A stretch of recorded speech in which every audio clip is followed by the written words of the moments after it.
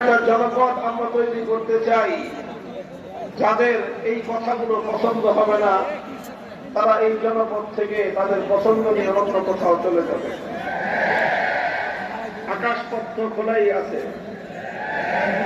জমিন দিয়ে যেতে না পারলেও আকাশে উড়াল দিয়ে চলে যাবেন, কিন্তু আমরা আমাদের কথা বলতেই থাকবো, কোরআনের কথা চলতেই থাকবে।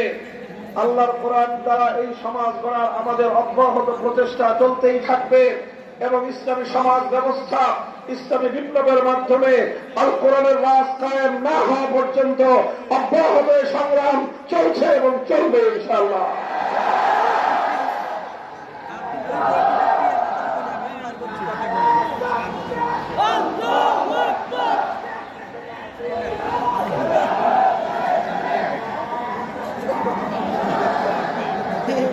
মুহতারাম হাজিরিন, পবিত্র কোরআনে পাকের যে আয়াতখানা আমি তেলাওয়াত করেছি আপনাদের সম্মুখে, তেলাওয়াতকৃত আলোচ্য এই আয়াতের মধ্যে আল্লাহ রাব্বুল আলামিন এক শ্রেণীর মানুষের প্রতি অত্যন্ত রাগ এবং ক্ষোভ নিয়ে, গোসা নিয়ে আল্লাহ প্রশ্ন রেখেছেন।